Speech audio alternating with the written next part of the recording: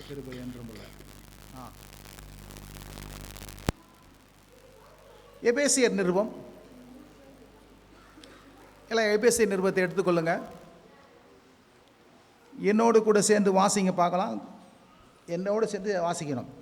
ஆனபடியினாலே கர்த்தராகிய இயேசுவின் மேல் உங்கள் விசுவாசத்தையும் பரிசுத்தவான்கள் மேல் உங்கள் அன்பையும் குறித்து நான் கேள்விப்பட்டு இடைவிடாமல் உங்களுக்காக ஸ்தோத்திரம் பண்ணி என் ஜெபங்களில் உங்களை நினைத்து நம்முடைய கர்த்தராகிய இயேசு கிறிஸ்துவின் தேவனும் மகிமையின் பிதாவுமானவர் தம்மை நீங்கள் அறிந்து கொள்வதற்கு ஞானத்தையும் தெளிவையும் அளிக்கிற ஆவியை உங்களுக்கு தந்தரல வேண்டும் என்றும், தாம் தம்மை அழைத்ததினாலே நமக்கு உண்டாயிருக்கிற நம்பிக்கை இன்னதென்றும், பரிசுத்தவான்களிடத்தில் தமக்கு உண்டாயிருக்கிற சுதந்திரத்தினுடைய மகிமையின் ஐஸ்வர்யம் இன்னதென்றும், தாம் கிறிஸ்துவை மரித்தோர்ந்து எழுப்பி அவரிடத்தில் நடப்பித்த தமது பலத்த சத்துவத்தின் வல்லமையின்படியே விசுவாசிகளாகிய தம்மிடத்தில் காண்பிக்கும் தம்முடைய வல்லமையின் மகா மேன்மையான மகத்துவம் இன்னதென்றும் நீங்கள் அறியும்படி அவர் உங்களுக்கு பிரகாசமுள்ள மனக்கண்களை கொடுக்க வேண்டும் என்று வேண்டிக் கொள்ளுங்கள். எல்லா துரைத்தனத்துக்கும் அதிகாரத்துக்கும் வல்லமைக்கும் கர்த்தத்துவத்துக்கும் இமையில் மாத்திரமல்லாமல் மறுமையிலும் பேர் பெற்றிருக்க எல்லா நாமத்துக்கு மேலாய் அவர் உயர்ந்திருக்கத்தக்கதாக அவரை உன்னதங்களில் தம்முடைய வலது பரிசத்தில் உட்காரும்படி செய்து எல்லாவற்றையும் அவருடைய பாதங்களுக்கு கீழ்ப்படுத்தி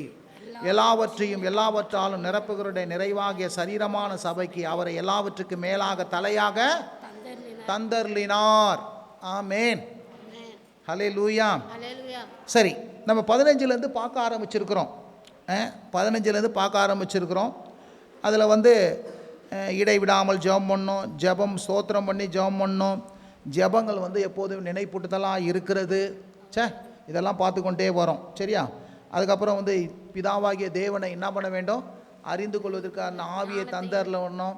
நம்முடைய அழைப்பினாலே உண்டாயிருக்கிற காரியத்தை பார்த்தோம். அந்த அழைப்பினால் உண்டாயிருக்கிற நம்பிக்கையை குறித்து பார்த்தோம். போன வாரத்தில் ஆரம்பித்தோம். என்னதுன்னா, பரிசுத்தவான்களிடத்து தமக்கு உண்டாயிருக்கிற சுதந்திரத்தினுடைய மகிமையின் ஐஸ்வர்யம் என்னதென்றும். நல்ல ஒரு பெரிய ஒரு காரியம் இது. தேவனுக்கு பரிசுத்தவான்களிடத்தில் ஒரு சுதந்திரத்தினுடைய ஒரு மகிமையின் ஐஸ்வர்யம். அந்த சுதந்திரம் என்று சொல்லுகிற அந்த காரியம் அது எப்படிப்பட்டதான்? அதுனா மகிமையின் ஐஸ்வர்யமா. என்னதுமா அது? என்னதுங்க? ஐஸ்வர்யம் என்றால் பணம் இல்லை, அது ஏராளம் தாராளம். சொல்லுங்க, அது என்னதுங்க? சொல்ல முடியாத அளவுக்கு. மகிமை என்பது அழகு, க்ளோரி. அப்போது இந்த சுதந்திரத்தினுடைய மகிமையும் சுதந்திரத்தில் இருக்கிற அந்த ஏராளமான ஆசீர்வாதங்கள் இன்னதென்பதை நாம் அறிந்து கொள்வதற்கு, சொல்லுங்க, நாம் என்ன பண்ணோமா? அறிந்து கொள்வதற்கு, இன்னதென்று அறிந்து கொள்வதற்கு நமக்கு பிரகாசமான மனக்கண்ணு திறக்கணுமா? சொல்லுங்க, பிரகாசமான மனக்கண்ணு திறக்கணுமா? அதன்படி தான் போன வாரம் ஆரம்பித்தோம். என்ன ஆரம்பித்தோம் அப்படின்னா, இந்த சுதந்திரம் என்றால் என்ன அப்படின்னு ஆரம்பிக்கும் போது, சுதந்திரம் என்று சொல்லும்போது அது ரெண்டு பக்கமாக இருக்குது. ஒரு நாணயத்தின் ரெண்டு பக்கம் இருக்கிறது போல தேவன் நம்முடைய சுதந்திரராக இருக்கிறார் என்பதை குறித்து போன வாரத்தில் பார்த்தோமா இல்லையா? தேவன் நம்முடைய எப்படியா இருக்கிற? சுதந்திரமாய் இருக்கிறார். அதாவது எப்படி அந்த ரூத்துக்கு போவாஸ் என்ன பண்ணுறான்? நீ உறவின் முறை சுதந்திரம் என்று சொல்லி என்னை ஆதரிக்கிறவன் என்று சொல்லி அந்த சுதந்திரவாளி எப்படி என்ன பண்ணுறான்? அந்த சுதந்திரத்தை மீட்டு கொண்டு அந்த சுதந்திரத்தின் நிமித்தமாக அந்த சந்ததி இல்லை இயேசு கிறிஸ்துவானவர் பிறக்கிறார். எப்படி அவங்களுக்கு தீர்க்க தரிசனம் சொல்லப்படுகிறது, எப்படி அந்த காரியங்கள் நிறைவேறுகிறது என்பதை போன வாரத்தில் பார்த்தோம். அதாவது சுதந்திரத்தின் ஒரு பகுதி. என்ன ஒரு பகுதினா, இயேசு கிறிஸ்து சுதந்திரவாளியாக இருக்கிறாரு. இயேசு கிறிஸ்து நமக்கு சுதந்திரவாளியாக என்ன பண்ணுறாரு? இருக்கிறாரு. எப்படி போவாஸ் ரூத்துக்கு போவாஸ் சுதந்திரவாளியாக இருக்கிறாரு பார்த்தோம். இன்னைக்கு என்ன பார்க்க போகிறோம்னா, நாமே தேவனுக்கு சுதந்திரவாளியாக இருக்கிறோம். சொல்லுங்கள், நாமே தேவனுக்கு சுதந்திரவாளியாக இருக்கிறோம். சொல்லுங்கள், சுதந்திரவாளியாய் இருக்கிறோம் என்பதை நம்ம பார்க்க போகிறோம். நாமே தேவனுக்கு சுதந்திரவாளினா சொல்கிறேன். அது என்னன்னா, சுதந்திரவாளினா நம்ம வாரிசாக இருக்கிறோம். சொல்லுங்கள், தேவனுக்கு வாரிசாக இருக்கிறோம். இருந்தால் ஒரு ஆமேன்னு சொல்லுங்கள். இங்கிலீஷில் சொல்கிறாங்க ஹேர்ன்றாங்க. அப்படின்னா என்னன்னா, ஹேர்னா காற்று கிடையாது. வழி வழியாய் தேவனிடத்தில் வருகிற எல்லா ஆசீர்வாதத்துக்கும் சொந்தக்காரரும் சுதந்திரவாளியும் உரிமைதாரிகளுமாக நீங்களும் நான் என்ன பண்ணுறோம்? இருக்கிறோம். நம்ம சொல்கிறோன்னா, எங்கள் அப்பா எனக்கு தான் உரிமை உண்டு, எங்கள் அம்மா எனக்கு தான் உரிமை உண்டு, எங்கள் பாட்டி நாங்கள் தான் உரிமை உண்டு, நீங்கள்லாம் அப்புறம் அப்படின்னு சொல்கிறோம்ல, அந்த உரிமையை தான் சுதந்திரம் என்று சொல்லுகிறது, சுதந்திரவாளி என்று சொல்லுகிறது. இருந்தால் ஒரு ஆமேன்னு சொல்லுங்க. இப்போ நாமே தேவனுக்கு எப்படி சுதந்திரராக இருக்கிறோம் அதை தான் சொல்கிறார். என்ன சொல்கிறாருன்னா, என்ன வசனத்தை பரிசுத்தவான்களிடத்தில் தமக்கு உண்டாயிருக்கிற, சொல்லுங்க, பரிசுத்தவான்களிடத்தில் தமக்கு உண்டாயிருக்கிற சுதந்திரத்தினுடைய மகிமையின் ஐஸ்வர்யம். இப்போ நாம எல்லாம் பரிசுத்தவான்கள், பக்கத்து சொல்லுங்க, நாம எல்லாம் யாருங்க? பரிசுத்தவான்களிடத்தில் அவருக்கு ஒரு சுதந்திரம் இருக்குதான். அந்த சுதந்திரத்தை குறித்து, அந்த ஐஸ்வர்யத்தை குறித்து, அந்த மகிமையை குறித்து இன்னதென்று நாம் என்ன பண்ணோமா, அறிந்து கொள்ள வேண்டுமா. இதெல்லாம் கொஞ்சம் அறிஞ்சு கொள்ளனா கொஞ்சம் ஜெபம் மாறிடும். சொல்லுங்க, இதெல்லாம் அறிஞ்சு கொண்டா ஜெபம் மாறிடும். சரி, இப்போ இந்த சுதந்திரம் என்று சொல்லும்போது இந்த சுதந்திரம் எப்படி வருது அப்படின்னு பார்க்கும்போது அது கிருபையாலே வருகிறது. எடுத்துக்கொள்வோம், ரோமர் 4ஆம் அதிகாரம், ரோமர் 4ஆம் அதிகாரம்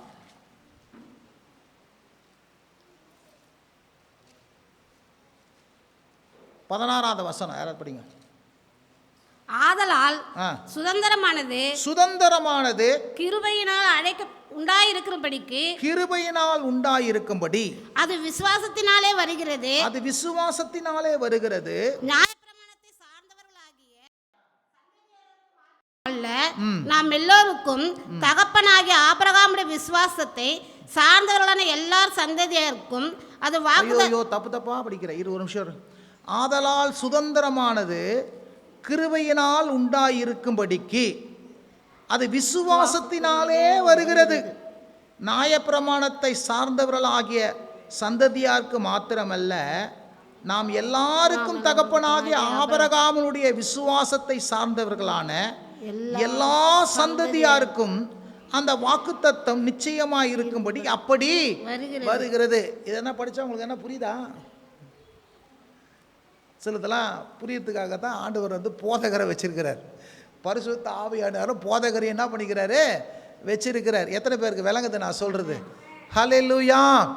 இந்த இடத்துல பாருங்க, சுதந்திரமானது கிருபையினாலே உண்டாயிருக்கிறதுன்னு சொல்லுது. ஃபர்ஸ்ட் இந்த சுதந்திரம் என்று சொல்ற இந்த உரிமை தேவனுக்கு பாருங்க, நாம் எல்லாம் தேவனுக்கு நம்ம தேவன் என்ன பண்றார், ரொம்ப உரிமையாக வச்சுருக்கிறாராம், ரொம்ப அந்நியுன்யமாக வச்சிருக்கிறாராம். நம்ம எல்லாம் வாரிசாக பார்க்குறாராம், அவருடையதெல்லாம் நமக்கு சொந்தமாக பார்க்குறாராம். இது எப்படி வருது அப்படின்னு சொல்லும்போது முதல் கிருபையினாலே வருகிறது. பக்கத்து சொல்லுங்க, நான் எப்படி வருதுங்க? கிருபையினாலே வருகிறது. சுதந்திரமானது கிருபையினாலே உண்டாயிருக்கும்படி தேவன் இந்த சுதந்திரத்தை ஏதோ நமக்கு இப்போ பாருங்கள், கொஞ்ச நாளைக்கு முன்னாடி ஒரு 5 வருஷத்துக்கு முன்னாடி எல்லாம் கனடாவில் போய் குடியேறினாங்க. ஏன் கனடா குடியேறினாங்கன்னா, இந்த லிவிங் காஸ்ட்டு இந்தியாவை விட கனடாவில் ரொம்ப கம்மியாக இருக்குதான். ஒரு 10 லட்ச ரூபா கொடுத்து எல்லாம் என்ன பண்ணுறாங்க, குடியுரிமை பெற்று அந்த சைடு போயிட்டாங்க. என்னையா போயிட்டாங்கன்னா, பிள்ளைங்களுக்கெல்லாம் கல்வியெலாம் ஈஸியாக இருக்குது, நல்ல விதத்தை தொழில் பண்ணிக்கலாம், நல்லா வியாபாரம் பண்ணிக்கலாம், அங்கே நல்லா இருக்கலாம் அப்படின்னு சொல்லிட்டு 10 லட்ச ரூபாய்க்கு குடியுரிமை பெற்று என்ன பண்ணுறாங்க, ஓடி போயிடுறாங்க. இப்போது அது அந்த குடியுரிமை கொடுக்கறதுக்கு அவன் என்ன பண்ணுறான், ஒரு தொகையை வாங்கிட்டு தான் என்ன பண்ணுறான், குடியுரிமையை தந்தான். ஆனால் தேவன் இந்த சுதந்திரத்தை நமக்கு எப்படி கொடுத்தாரு அப்படின்னா, ஏதோ ஒன்று கொடுக்கல, கிருபையாக கொடுத்தார். சொல்லுங்க, கிருபையாக கொடுத்தார், இலவசமாக என்ன பண்ணார், கொடுத்தார். உங்களை என்னையும் சொந்தமாக்குறதுக்கு அவர் என்ன பண்ண, எதையும் தேவனத்தில் எதிர்பார்க்கல, அவர் என்ன பண்ண, கிருபையாய் தந்தார். இப்போ கவனி, இப்படி சொல்லி இன்னும் இப்படி சொல்லி அர்த்தம்னா உங்களுக்கு வேற விளங்கும். கிருபைனா என்னன்னு புரியும் பாருங்க. கிருபை தகுதி இல்லாதவனுக்கு பாராட்டப்படுகிற தயவு. தகுதியே இல்லை, நம்ம சாத்தான் பிள்ளையாக இருந்தோம், நம்ம தேவனுக்கு எதிர்த்து நின்றோம், அக்கிரமக்காரராக இருந்தோம், பொல்லாதவராக இருந்தோம். ஆனாலும் தேவன் நம்மளை ஒதுக்கலை. அவர் என்ன பண்ணுறாரு, இந்த பட்டத்தை, சுதந்திரவாளி என்ற பட்டத்தை நமக்கு கொடுக்கறதுக்கு அவர் எந்த தகுதி இல்லாமல் இருந்தவனோ அவர் தகுதி பாராமல், அந்தஸ்து பாராமல் அவர் என்ன பண்ணார், கிருபையாக கொடுத்தாராம். சொல்லுங்கள், கிருபையாக என்ன பண்ணாராம், கொடுத்தாராம். இலவசமாக என்ன பண்ணாராம், கொடுத்தாராம். இருந்தால் ஒரு ஆமென் சொல்லுங்கள். அதனால தான் கிருபையினால் உண்டாயிருக்கிறது. இன்னும் கொஞ்சம் சொல்கிறோம் பாருங்கள். ஒரு தகப்பன் ஒரு தாய் இருக்கிறாங்க, பிள்ளை பெருக்குது, இப்போ பிள்ளைக்கு இந்த தகப்பன் தாயா பிறக்கிறதுக்கு முயற்சி செய்யும்னா ஒண்ணுமே முயற்சி செய்யாது. சொல்லுங்க, ஒண்ணுமே என்ன பண்ணாது. இது தகப்பன் தாய் கொடுக்கிற பட்டம், நீ என் பிள்ளை, அவ்வளவுதான். இந்த கடந்த காலத்தில் கூட ஒருத்தர் சொன்னார், என் இனிஷியல் ஒன்றா போட்டுக்கோ, என் பேரை பின்னாடி போடாதேன்னார். நான் தாண்டா உனக்கு அப்பேன் அப்படின்றதுக்கு என் இனிஷியல் ஒன்றா போட்டுக்கோ, என் பேரை ஏன்னா என் அடையாளத்தை நீ என்ன பண்ணாத, யூஸ் பண்ணாத அப்படின்னாரு ஒருத்தர் அரசியல் தலைவர். கவனிங்க. அப்போ கவனிங்க, இந்த இடத்துல பார்த்தீங்கன்னா ஒரு மனுஷனுக்கு வந்து தகப்பன் தாய் தான் என்ன பண்ணுறாங்க, பிள்ளைக்கு பேர் கொடுக்குறாங்க, உருவம் கொடுக்குறாங்க, உயிர் கொடுக்குறாங்க. வேற எதுவும் என்ன பண்ணல. இந்த பிள்ளை இந்த தகப்பன் தாய்க்கு ஏதாவது ஒத்தாசை செய்தான்னு கேட்டால் ஒன்றுமே செய்யலை. எத்தனை பேருக்கு விளங்குது நான் சொல்கிறது? வேற அடையாளத்தையும் வேறையும் என்ன பண்ணுது, வாரிசு என்ன பண்ணுது, இந்த பிள்ளை பெற்றுக்கொள்கிறது. இதுக்கு இந்த பிள்ளை ஏதாவது கரையம் செலுத்துச்சா அப்படின்னா ஒரு கரையமும் செலுத்தலை. எத்தனை பேருக்கு விளங்குதுங்க? அதே போல் தேவன் என்ன பண்ணுறாரு, நமக்கு இந்த சுதந்திரத்தை கொடுக்கறதுக்கு எந்த விதமான கிரயத்தையும் எதிர்பார்க்காம கிருபையா என்ன பண்ணாரு, கொடுத்தார். இருந்தா ஒரு ஆமேன் சொல்லுங்க. இது மகா பெரிய பாக்கியம். அவருடையதெல்லாம் நம்முடையது, அவருடையதெல்லாம் நமக்கு சொந்தமாகும்படியான அந்த பொசிஷன், அந்த சிலாக்கியத்தை அவர் என்ன பண்றாரு, கிருபையா கொடுத்தாராம். இப்போ அடுத்த வார்த்தை சொல்லுது, கிருபையா கொடுத்தானா அது வாக்குத்தத்தமாக கொடுத்துக்கிறாராம். சொல்லுங்க, கிருபையா கொடுத்ததுன்னா என்ன பண்ணிக்கிறாராம், சுதந்திரமானது கிருபையினால் உண்டாயிருக்கும்படி அது விசுவாசத்தினால் வருகிறது. நியாயப்பிரமாணத்தை சார்ந்தவர்கள் சந்ததிக்கு மாத்திரம் அல்ல, நாம் எல்லாரும் தகப்பனாம ஆபிரகாமுடைய விசுவாசத்தின் சார்ந்தவர்களான எல்லா சந்ததிக்கும் அது வாக்குத்தத்தத்தினாலே. என்ன சொல்லுங்க, வாக்குத்தத்தத்தினாலே. பாருங்க, யூதர்களுக்கு ஆனாலும் சரி, நியாயப்பிரமாணத்துக்கு உடையவர்கள் ஆனாலும் சரி, நியாயப்பிரமாணம் இல்லாத இருக்கிற நமக்கானாலும் சரி, எல்லாருக்கும் தேவன் கிருபையா கொடுக்கிறாரு. அது கிருபையே கொடுக்கும்படி எப்படி கொடுக்கிறாராம், வாக்கு தத்தத்தின் அடிப்படையில் கொடுக்கிறாராம். சொல்லுங்க, என்ன பண்றாராம், வாக்கு தத்தம், ப்ராமிஸ். சொல்லுங்க, என்ன பண்றாரு, ப்ராமிஸ். ரட்சிப்பு எப்படி நமக்கு ப்ராமிஸா கொடுத்தாரோ, பரிசுத்த ஆவியானவர் எப்படி வாக்குத்தத்தமான ஆசீர்வாதங்களை உங்களுக்கும் தூரத்தில் உள்ள யாவருக்கு உரியது என்று சொல்லி பரிசுத்த ஆவி எப்படி வாக்குத்தத்தமாக கொடுத்தாரோ, அதே போல சுதந்திரத்தையும் வாக்குத்தத்தமாய் கொடுத்திருக்கிறார். இருந்தா ஒரு ஆமென் சொல்லுங்க. அப்போ தேவன் கிருபையா கொடுத்தாரு, வாக்குத்தத்த வடிவில என்ன பண்ணாரு, கொடுத்தாரு. இருந்தா ஒரு ஆமென் சொல்லுங்க. இந்த சுதந்திரத்தை எப்படி கொடுக்கிறாருங்க, வாக்குத்தத்தத்தின் அடிப்படையில் என்ன பண்றாரு, கொடுக்கிறார். இப்போ கிருபையாய் வாக்குத்தத்தத்தின் அடிப்படையில் கொடுக்கிறபடினால அதை நம்முடையதா எப்படி வருகிறது அப்படி என்று சொல்லுங்கன்னா விசுவாசத்தினாலே வருகிறது. இருந்தா ஒரு ஆமென் சொல்லுங்க. எப்படி வருகிறதுங்க, ஆதலால் சுதந்திரமானது கிருபையினால் உண்டாயிருக்கும்படிக்கு அது விசுவாசத்தினாலே வருகிறது. பக்கத்துல சொல்லுங்க, அது என்ன பண்ணுதுங்க, விசுவாசத்தினாலே வருகிறது. இருந்தா ஒரு ஆமென் சொல்லுங்க. எப்ப இயேசுவை ஆண்டவரா விசுவாசிச்சோமோ, அந்த வாக்குத்தத்தத்தை விசுவாசிச்சோமோ, இயேசு தான் ஆண்டவர் என்ற வாக்குத்தத்தத்தை விசுவாசிச்சோமோ, அப்பயே தேவன் என்ன பண்றாரு, ரட்சிப்பை கிருபையாய் கொடுத்தது போல சுதந்திரத்தையும் கிருபையாய் என்ன பண்ணார், நமக்கு தந்திருக்கிறாரு. இருந்தா ஒரு ஆமென் சொல்லுங்க. ஹல்லேலூயா. ஒரு வசனத்தை எடுத்து படிப்போம். கலாத்தியர் 3ஆம் அதிகாரம் 18ஆம் வசனம். கலாத்தியர் 3ஆம் அதிகாரம்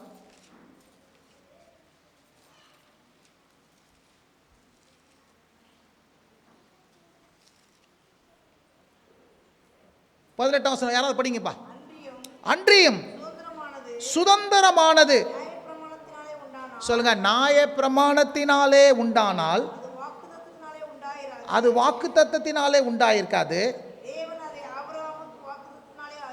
தேவனோ அதை ஆபிரகாமுக்கு என்ன பண்ணாரு, வாக்குத்தத்தத்தினால். பாருங்க, திரும்ப சொல்றாரு பாருங்க, அன்றியும் சுதந்திரமானது நியாயப்பிரமாணத்தினாலே. இன்னும் கொஞ்சம் விளக்கமா சொல்றார், நியாயப்பிரமாணத்தினாலே என்ன பண்ணல, உண்டாயிராது.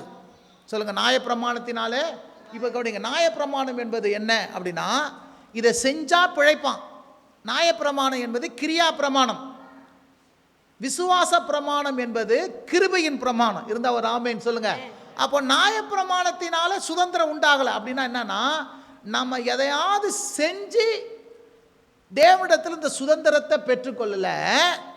வாக்குத்தத்தத்தின் அடிப்படையா இருக்கிறபடினால இது கிருபையினாலே விசுவாசத்தினாலே நமக்கு கொடுக்கப்பட்டிருக்கிறது. இருந்தா ஒரு ஆமென் சொல்லுங்க.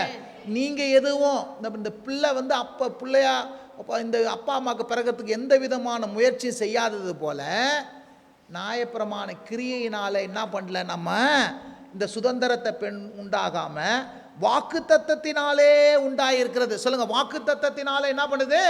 அப்ப சுதந்திரம் எதனால உண்டாயிருக்கிறது? வாக்கு தத்தத்தினாலே எல்லாம் கவனிங்க. வாக்கு தத்தத்தினாலே ஆபிரகாமுக்கு எப்படி வாக்கு தத்தத்தின் மூலமாய் கொடுத்தாரோ, இன்றைக்கு ஆபிரகாமின் ஆசீர்வாதங்களையும் ஆபிரகாமுடைய எல்லா காரியங்களையும் நமக்கு விசுவாசத்தினாலும் வாக்கு தத்தத்தினாலும் கொடுக்கிறார். சரி, ஏங்க வாக்கு தத்தத்தினால கொடுக்கணும் அப்படின்னா, வாக்கு தத்தம் தான் நேற்றும் இன்றும் என்றும் மாறாது. எத்தனை பேருக்கு விளங்குதுங்க? ஹல்லேலூயா. நம்ம செய்யற செயல் நியாயப்பிரமாண கிரியை, இன்னைக்கு நல்லவனா இருப்போம், நாளைக்கு நல்ல காரியம் செய்ய மாட்டோம். அப்போ அதன் அடிப்படையில் நமக்கு சுதந்திரத்தை கொடுத்தா, நல்லா செஞ்ச சுதந்திரவாளி, இல்லைன்னா நீ யாரு அண்ணி அப்படின்னு சொன்னால் ஒத்துப்பாங்களா?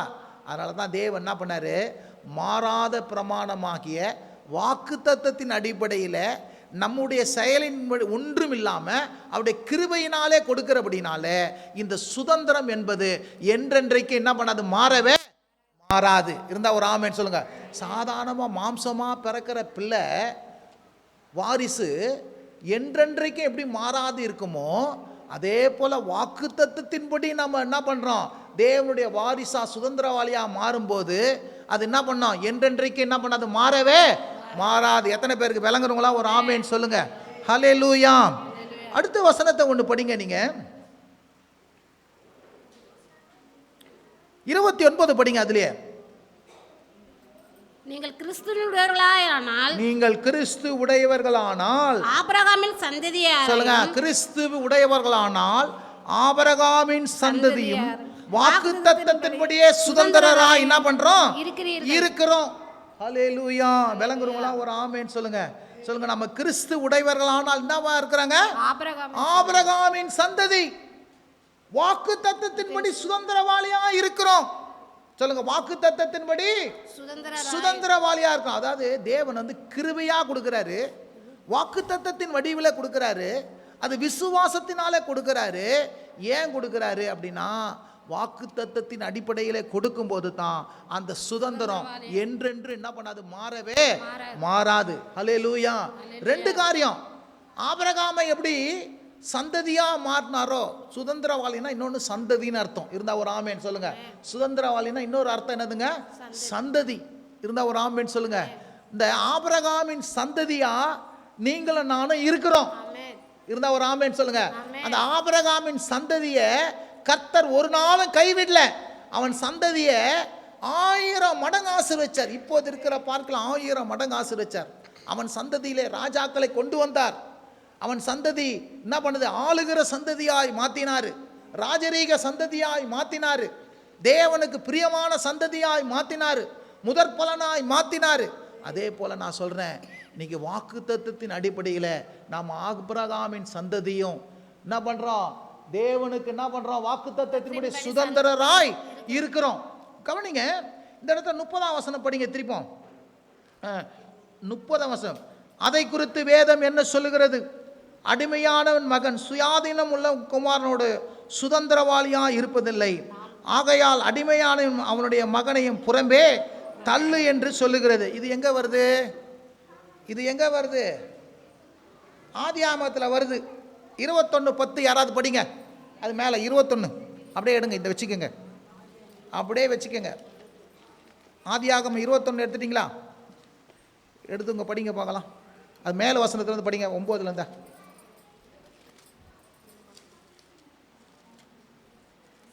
ஆபிரகாமை நோக்கி, இந்த அடிமை பெண்ணையும் அவள் மகளையும் புறம்பே தள்ளும். இந்த அடிமை பெண்ணின் மகன் என் குமாரனாகிய ஈசாக்கோடு சுதந்திரவாளியாய் இருப்பதில்லை என்றால். பாருங்க, ஆபிரகாமை நோக்கி இந்த அடிமை பெண்ணையும் அவளுடைய மகனையும் புறம்பே தள்ளு. இப்போ அடிமையான பெண்ணு ஆகார். கவனிங்க, அடிமையான பெண்ணு ஆகார். அவள் ஆபிரகாமுக்கு மனைவி தான். ஆனால் அவளுக்கு பிறந்த குழந்தை அடிமை பெண், அடிமை பெண் பிள்ளை. அடிமை பெண்ணின் பிள்ளை வந்து என்ன பண்ண முடியாது, சுதந்திரவாளியாக இருக்க முடியாது. அவன் வந்து என்ன பண்ண மாட்டான், தள்ளப்பட்டான். சொல்லுங்க, அவன் என்ன பண்ணப்பட்டான், தள்ளப்பட்டான். ஆனால் இவன் பாருங்க,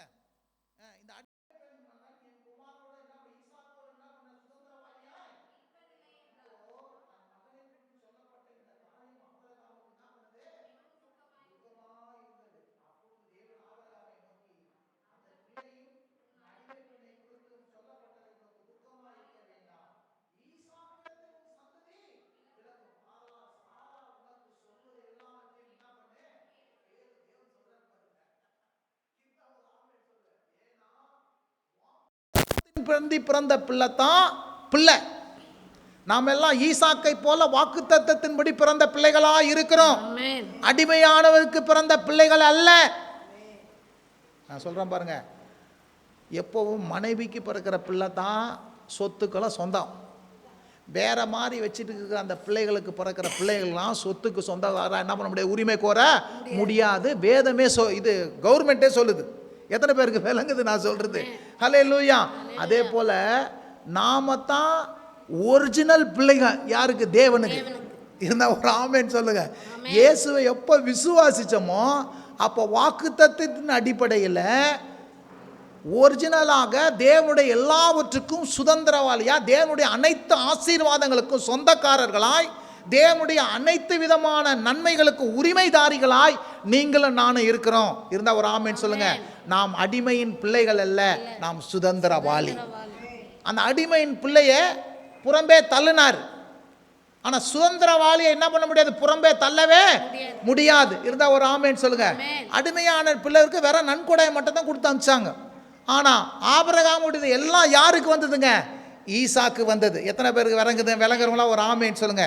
இதை தான் இந்த இடத்துல சொல்றார். அதை குறித்து என்ன சொல்லுகிறது? அடிமையான அவன் மகன் சுயாதீன குமாரனோடு என்ன பண்ணலை, சுதந்திரவாளியா இருப்பதே இல்லை. ஆகையால் அடிமையான அவனுடைய மகனையும் புறம்பே தள்ளு என்று சொல்லி, இப்படி இருக்க சகோதரரே, எல்லாம் 31 படிங்க. இப்படி இருக்க சகோதரரே, நாம் அடிமையானவர்களுக்கு பிள்ளையாய் இராமல் சுயாதீனம் உள்ளவர்களுக்கு பிள்ளைகளாய் இருக்கிறோம். இருந்தா ஒரு ஆமென் சொல்லுங்க. ஹல்லேலூயா. நம்ம யாருக்கு பிள்ளையா இருக்கிறோங்க? சுயாதீனம் உள்ளவர்களுக்கு பிள்ளைகளாய் இருக்கிறோம். அப்போ தேவனுடைய எல்லாவற்றுக்கும் சொந்தக்காரர்களாய், உரிமைதாரர்களாய், வாரிசாய், அவர்களுடையதெல்லாம் நமக்குடையது என்று சொன்னபடியே இருந்த ஒரு ஆமென் சொல்லுங்க. ஹல்லேலூயா. சுயாதீனம் உள்ளவர்களுக்கு நாம் என்ன பண்றோமா, பிள்ளைகளா இருக்கிறோம். இருந்தா ஒரு ஆமென் சொல்லுங்க. அப்போ பாருங்க, இப்போ ஜபத்தில் தேவனுடையதெல்லாம் என்னுடையது அப்படின்ற மனப்பான்மையில நீங்க போங்க. நீங்க தான் சுதந்திரவாளி. இந்த ஈசாக்கு ஒரு நாள் என்ன பண்ண மாட்டான், ஆபிரகாம் கிட்ட பிச்சை இருக்க மாட்டான். அப்பா அதெல்லாம் என்னது, அப்பா அதுக்கு எல்லாம் என்னது, அப்பா அதெல்லாம் எனக்கு தருத்துக்கு அவர் என்ன பண்ண சித்தமா இருக்கிறார், விருப்பமா இருக்கிறாரு. அப்பா அதெல்லாம் என்னுடையது தான் ஆகும் அப்படின்னு சொல்லும். அப்பா கிட்ட போய் கேட்கறதுக்கு எந்த விதமான தயக்கம் இருக்குமா ஈசாக்குக்கு? இருந்தா ஒரு ஆமென் சொல்லுங்க. வேதம் சொல்லுது, ஈசாக்கை போல நாமும் வாக்குத்தத்தத்தின்படி சுதந்திரவாளியா என்ன பண்றோமா, இருக்கிறோமா. இருந்தா ஒரு ஆமென் சொல்லுங்க. ஹல்லேலூயா. அப்ப ஜெபம் ஒன்று போகும்போது எப்படி போனோம்னா, நான் தேவனுடைய எல்லாம் சொந்தத்துக்கு, தேவனுடைய எல்லா ஆசீர்வாதத்துக்கு, வாக்குத்தத்தத்தின் ஆசீர்வாதங்களுக்கு எல்லாவற்றுக்கும் நான் என்ன பண்றேன், சொந்தக்காரரா இருக்கிறேன், உரிமைதாரியா இருக்கிறேன், லீகல் ரைட்டா இருக்கிறேன். எனக்கு நிச்சயம் தேவன் தருவார் என்ற அந்த நிச்சயத்தோடு ஜெபம் பண்ணணும். இருந்தா ஒரு ஆமென் சொல்லுங்க. ஹல்லேலூயா. விளங்குறவங்களாம் ஒரு ஆமென் சொல்லுங்க. சரி, இப்போ நம்ம என்ன பண்றோம், அந்த கலாத்தியர் வசனத்தின்படி நம்ம 4:31 படி நம்ம என்னவா இருக்கிறோம், இப்படி இருக்க சகோதரே, நாம் அடிமையான பிள்ளைகளா இல்லாமல் சுயாதீனம் உள்ளவர்களுக்கு நாம் என்ன பண்றோம், பிள்ளைகளா இருக்கிறோம். இன்னொரு வசனத்தை ஒன்று எடுத்து பாருங்க. ரோமர் 8:17. இப்போ சொல்லியிருக்கிறேன், கவனிங்க. இப்போ என்ன சொல்லியிருக்கிறேன், உங்களுக்கு என்ன சொல்லியிருக்கிறேன், அது கிருபையினால உண்டாக்குது, இலவசமாக தராரு. அது நியாயப்பிரமாணத்தினால தரல, அது வாக்குத்தத்தத்தின் அடிப்படையில் தராரு, அது விசுவாசத்தின் அடிப்படையில் தராரு. ஆகவே நம்ம என்னால அடிமையானவன் பிள்ளை அல்ல, நம்ம சுயாதீனம் உள்ளவர்களுக்கு பிள்ளைகளாக இருக்கிறோம். அது வாக்குத்தத்தத்தின் அடிப்படையில் கொடுக்கப்பட்டபடினால அது என்றென்றுக்கு என்ன பண்ணாது, என்னை விட்டு என்ன பண்ணாது, போகவே போகாது. அடுத்த வசனம் வாசிங்க. ரோமர் 8:17 சொல்லுங்க. நாம் பிள்ளைகளானால் சுதந்திரராமே, தேவனுடைய சுதந்திரனும் கிறிஸ்துவ சுதந்திரம் நாம் மகிமைப்படும்படிக்கு அவரோடு கூட பாடுபட்டால் அப்படி நாம சொல்லுங்க. நாம யாருங்க, நம்ம பிள்ளைகள். பக்கத்து சொல்லுங்க, எல்லாரும் சொல்லுங்க, நாம யாருங்க, பிள்ளைகள். இருந்தா ஒரு ஆமென் சொல்லுங்க. பக்கத்து சொல்லுங்க, நான் தேவனுடைய பிள்ளைகள். சொல்லுங்க, பக்கத்து சொல்லுங்க, தேவனுடைய பிள்ளைகள். அப்ப தேவனுடைய யாரு பிள்ளையா இருக்கிறோமோ அவங்களெல்லாம் சுதந்திரராமே. சொல்லுங்க, சுதந்திரராமே. கிறிஸ்துவோடு கூட உடன் சுதந்திரராமே அப்படின்னு என்ன சொல்றாரு, கிறிஸ்து தேவனுக்கு சுதந்திரவாளி. கிறிஸ்துவோடு கூட உடன் சொன்னா, கிறிஸ்து எப்படி சுதந்திரவாளியாக இருக்கிறோ அவரோடு கூட நீங்களும் என்னுடைய எல்லாவற்றுக்கும் சொந்தக்காரர். ஒரு தகப்பன 2 பிள்ளை இருக்குதுன்னு வச்சிங்களேன், எப்பா மூத்த பிள்ளை மட்டும் இல்லைப்பா நீயந்தான் எனக்கு சுதந்திரவாளி அப்படின்னு சொல்கிற மாதிரி, இயேசு மாத்திரம் இல்லைப்பா, இயேசுவை விசுவாசித்தபடினால நீ பிள்ளை, நீ அடிமையான பிள்ளை அல்ல, நீ தேவனுடைய பிள்ளை, நீ சுதந்திரவாளி. சொல்லுங்க, நீ சுதந்திரவாளி இருந்தா ஒரு ஆமென் சொல்லுங்க. இயேசு கிறிஸ்து சொல்லுவார், அடிமையானவன் என்றென்றைக்கு நிலைத்திரான், குமாரன் என்றென்றைக்கு என்ன பண்ணுவார், நிலைத்திருப்பார். இருந்தா ஒரு ஆமென் சொல்லுங்க. இயேசு சொல்றார், யோவான்ல சொல்றார், அடிமையானவன் என்ன பண்ண முடியாது, என்றென்றைக்கு என்ன பண்ண முடியாது, வீட்டில் இருக்கவே முடியாது, குமாரன் நிலைத்திருப்பான். நான் சொல்றேங்க, நீங்களும் நானும் பிள்ளையும் குமார குமாரத்திகளாக இருக்கிறபடினால, சுதந்திரவாளியாக இருக்கிறபடினால தேவனுடைய வீட்டில் என்றென்று நிலைத்திருப்போம். நம்ம தேவனுடைய வீட்டிலிருந்து தள்ளப்படவே மாட்டோம். இன்னைக்கு பெரிய பிரச்சனை, பரலோகத்துக்கு போவோமா, தேவன் நாங்கள் கொஞ்சம் இடம் கொடுப்பாரா, என்னை மீட்பாரா, என்னை ரட்சிப்பாரா? இல்லைப்பா, நீ தேவனுடைய வீட்டில் இருக்கிற ஒரு பிள்ளையா, சுதந்திரவாளியாக இருக்கிறேன். சுதந்திரவாளியை எண்ணிக்கை என்ன பண்ண மாட்டார், தேவன் தள்ளவே மாட்டார். இருந்தால் ஒரு ஆமென் சொல்லுங்க. அடிமையானவனை தள்ளலாம், சுதந்திரவாளியை என்ன பண்ண மாட்டார், தள்ளவே மாட்டார். எத்தனை பேருக்கு விளங்குறவங்களாம் ஒரு ஆமென் சொல்லுங்க. ஹல்லேலூயா, ஹல்லேலூயா. இன்னொரு வசனத்தை எடுத்து படிங்க, இன்னொரு வசனத்தை எடுத்து படிங்க. கலாத்தியர் 4ஆம் அதிகாரம்,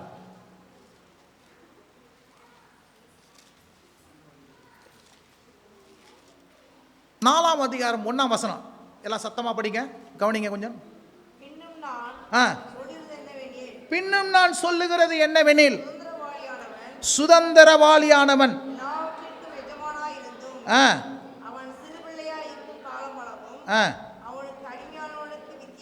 கவனிங்க, நீங்க சுதந்திரவாளியா இருக்கிறீங்க. சுதந்திரவாளியானவன் தேவனுடைய சொத்துக்கும் தேவனுடைய ஆசீர்வாதத்துக்கும் தேவனுடைய எல்லாவற்றுக்கும் அவன் எஜமானா இருக்கிறானா. எல்லாம் கரங்களை தட்டி கர்த்தர் நாமத்தை மகிமைப்படுத்துங்க. ஹல்லேலூயா. சுதந்திரவாளி தான் எஜமான். சுதந்திரவாளி தான் யாருங்க, எஜமான். பக்கத்து சொல்லுங்க, எஜமான் இருந்தா ஒரு ஆமென் சொல்லுங்க. எஜமானை கேட்டு தான் உன்னை எடுக்கணும். அப்ப கர்த்தர் சொல்ற, எப்பா என்னுக்கு எல்லாம் நீ தான் சுதந்திரவாளி அப்படின்னா நீ எஜமான். இருந்தா ஒரு ஆமென் சொல்லுங்க. நீ எஜமானா இருக்கிறாய். பக்கத்து சொல்லுங்க, நீ எஜமானாய். ஆனா எஜமானா இருக்கிறாரு, ஆனா இவருக்கு எஜமானுன்னு தெரியல.